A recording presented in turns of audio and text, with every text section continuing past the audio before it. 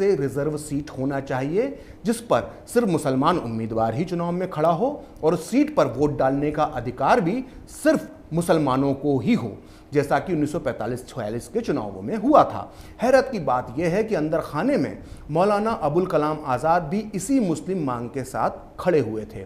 अपनी इसी मांग को रखते हुए संविधान सभा में मुस्लिम लीग के सदस्य नजरुद्दीन अहमद ने बड़ी कुटिलता के साथ कहा था कि हिंदू बड़े भाई हैं और मुसलमान छोटे भाई।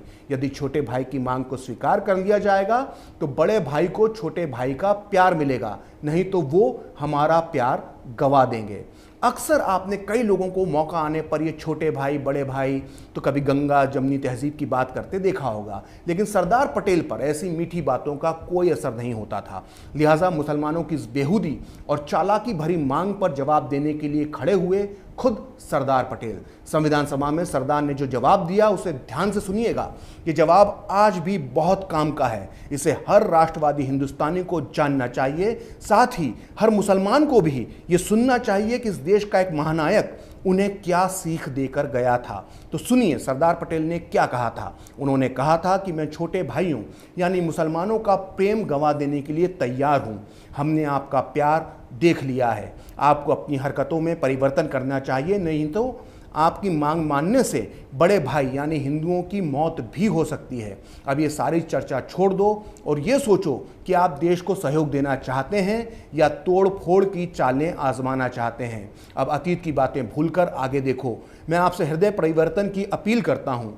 कोरी बातों से कोई काम नहीं चलेगा। आप अपनी मानसिकता पर फिर से विचार करें। आपको जो चाहिए था वो पाकिस्तान के रूप में आपको मिल गया है। याद रखिए, पाकिस्तान के निवासी नहीं बल्कि आप लोग ही पाकिस्तान बनाने के लिए जिम्मेदार हैं। आप लोग ही पाकिस्तान आंदोलन के अगुआ थे। अब आपको क्या चाहिए हमें सब पता है। हम नहीं चाहते कि देश का फिर से बंटवारा हो जाए। जिन्हें पाकिस्तान चाहिए था उन्हें वह मिल गया है। जिनकी पाकिस्तान में श्रद्धा है वे वहां चले जाएं और सुख से रहें। अब यहां रहने वाले मुसलमानों का कर्तव्य है कि वे अपने कर्मों से इस देश की बहुसंख्यक जनता को विश्वास दिलाएं कि वे इस देश के साथ हैं।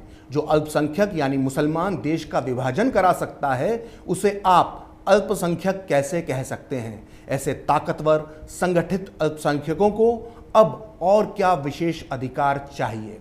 सरदार पटेल ने मुस्लिम नेताओं को जो आईना दिखाया उससे सब सकते में आ गए। नतीजा मुसलमानों के लिए अलग से आरक्षित सीटों की मांग वहीं की वहीं दफन हो